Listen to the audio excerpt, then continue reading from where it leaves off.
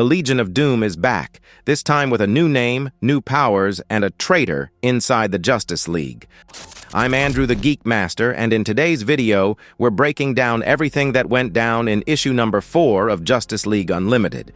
There's a playlist with all the videos from this storyline that I'll link in the cards and in the comments below. To not miss stories like this one, hit that subscribe button, turn on the notification bell, and let's get started. The story kicks off at the G20 summit in Sydney, Australia. Impulse is completely bored by what's happening, and Flash scolds him for not understanding how important this event is. The G20 summit is a meeting of world leaders, presidents and kings, who gather to discuss global and economic issues. If anything were to happen to any of them, it could spark global panic. In other words, everyone there is a prime target for the terrorist group known as Inferno, which is why League members like Wonder Woman and Supergirl are on site. While Flash explains this, Bart helps himself to all the food in sight. Still, Flash keeps talking, explaining that because Inferno is so unpredictable, most of the heroes present have super speed, so they can react instantly, while Green Lantern and Star Sapphire bring the muscle. That's when Impulse runs into another hero, someone he calls a bonus hero. That hero is Thunderlord, a Buddhist monk blessed with a supersonic scream. In his usual lighthearted tone, Bart asks if Thunderlord is there in case they need to scream for backup. Flash quickly steps in, apologizes for Bart's joke, and says it's an honor to have him joining the League today. But that's when Flash notices something strange. A wave of shifting colors surrounds everyone at the summit, and Wonder Woman immediately orders the League to get ready for anything. Suddenly, everyone is teleported to an unknown location, one where bizarre creatures start attacking both the heroes and the civilians who were brought there. Meanwhile, at the Watchtower, we learn that 20 world leaders and 6 superheroes have simply vanished. Mr. Terrific wants to send in a backup team to investigate, but Red Tornado already did, and they found nothing. The consequences of this attack are instant. Just 30 minutes after the incident, the global economy is already crashing, and nuclear powers are accusing one another of being behind it. In desperation, Mr. Terrific calls in Superman. But Superman can't help, not right now. He's in Japan with Shazam and Firestorm, battling a squad of Inferno-sent robots trying to destroy the Earth's largest nuclear reactor. If that reactor melts down, millions of innocent lives will be lost. At the same time, Blue Beetle, Zatanna, and the rest of the League's heavy hitters are tied up in China, where Inferno just took out the world's largest hydroelectric plant.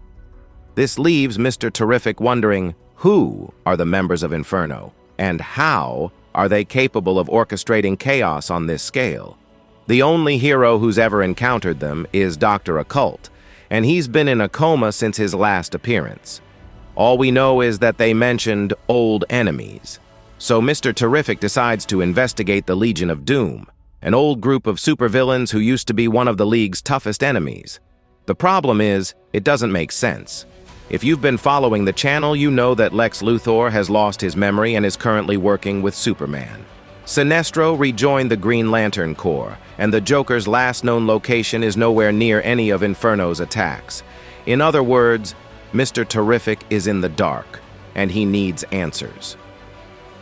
Next, we jump to the Atom Project Lab, located in another section of the Watchtower. Here, we see Batman pressuring Ray to restore Martian Manhunter's powers. Without John's telepathic abilities, the League is operating at reduced strength. Ray explains that he and Ryan Choi set up the Atom Project to track the superpowers that vanished after their last battle with Amanda Waller at the end of the Absolute Power saga. And in fact, Ray believes he only needs 1 more minute to locate John's lost abilities. Then we cut back to the mysterious location where the heroes and world leaders were teleported. The heroes are fending off bizarre creatures, while the disoriented leaders are panicking, asking what's going on. Hal Jordan and Star Sapphire use their powers to create a massive protective barrier around the world leaders. The heroes give clear orders for everyone to stay together, but surprisingly, the leaders refuse to follow directions, which frustrates the heroes even more. Impulse points out that Wonder Woman is a diplomat. Maybe she can talk to them. But in a breathtaking panel, we see the Amazon princess obliterating monsters while shouting that she's way too busy for that right now. This whole situation with the world leaders is turning into a real test of patience for the heroes. So, Flash tries to focus and come up with a quick solution. He asks the other heroes if the place looks familiar, and Hal responds that he'd definitely remember a place full of killer monsters. But while answering, Green Lantern gets distracted and ends up getting injured by one of the creatures. Flash then orders Star Sapphire to create some kind of protective bubble so that both the heroes and the world leaders can gather inside it. There's another scene of Impulse bothering Flash and Wonder Woman again, and he gets scolded for not knowing how to work as a team. But something good comes out of it.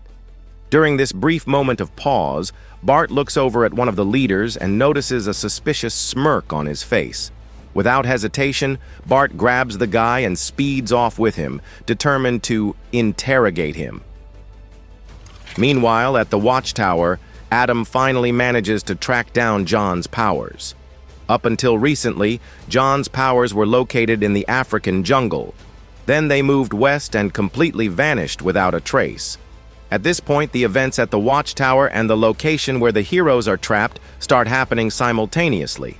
While Impulse is interrogating the world leader, suspecting he's part of the Inferno group because of how calm and even smiley he is, Batman is asking Ryan about the exact time John's powers disappeared. Ryan replies that they vanished at exactly 7:03 a.m., which is the same time the heroes and world leaders disappeared in Australia. Right then, the leader being interrogated by Bart starts manifesting telepathic powers, sarcastically saying that Bart is actually kind of smart. Slowly, he reveals his true identity, shocking Bart, then uses his powers to wipe Bart's memory of the whole thing. Back at the Watchtower, Batman contacts Mr. Terrific to let him know that one of the G20 delegates was an infiltrator. Not only that, but the person who stole John's telepathic powers is also responsible for the abduction. Meanwhile, after gathering all the world leaders and delegates inside Star Sapphire's protective bubble, Flash begins to put his plan into action. He explains that if he concentrates, he can vibrate everyone out of this place and into an adjacent dimension. And it works. Barry manages to move everyone to a new location, one that's just as unknown to him. However, Supergirl recognizes it. She says this place definitely isn't safe, but at least it has an exit. That's when we find out they've landed in the Phantom Zone. Yes, the scene shifts to the front of the Phantom Zone prison gate located in the Watchtower. Then suddenly, the gate is blown open by a huge explosion, and from it come pouring the heroes, world leaders, and delegates all trying to escape. At the same time, Supergirl rushes to shut the gate before any Phantom Zone criminals can escape. With everything seemingly resolved, Impulse takes Green Lantern to the infirmary, and Batman soon shows up, revealing the truth, that there was indeed an Inferno infiltrator among them. Using Adam's tech, they quickly locate him and point the power recovery device at him, hoping to restore John's abilities. But as we know, there's a traitor within the Justice League who's been working for Inferno. And right then, Airwave dashes through the scene at high speed while a mysterious voice tells him that the time has come and he must fulfill his part of the deal. The man Bart had interrogated slowly removes his hood and disguise, revealing his true identity. It's Gorilla Grodd. Adam demands Grodd reveal who else is hiding under those robes and identify the rest of the group. Grodd replies that he would, but his ride just arrived.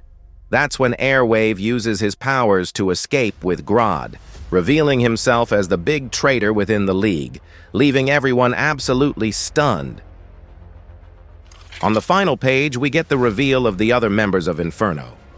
Airwave takes Grodd to the former base of the Legion of Doom. When they arrive, Grodd tells the others that things have taken a turn. They no longer need to hide, because the League already knows who they are. and that's when it's confirmed. The members of Inferno are actually the same old members of the Legion of Doom: Lex Luthor, Joker, Sinestro, Bizarro, Scarecrow, Black Manta, and Captain Cold. Lex says it's fine that the League knows who they are, because they still won't see what's coming for them. And that's how Justice League Unlimited number 5 ends. Up next, we've got an epic 6-part saga that'll be a crossover between this Justice League Unlimited comic and the Batman-Superman World's Finest series. What's really cool is that the Batman-Superman comic takes place in the past, while this Justice League story is happening in the present. So it's going to be awesome to follow this event, which obviously will involve time travel. Now let me know in the comments what you think of this new Justice League Unlimited series and the big reveal that Inferno is actually the Legion of Doom. If you liked it, drop a like, subscribe to the channel, and hit the bell so you don't miss the next chapters. Thanks so much for watching, and I'll see you in the next adventure.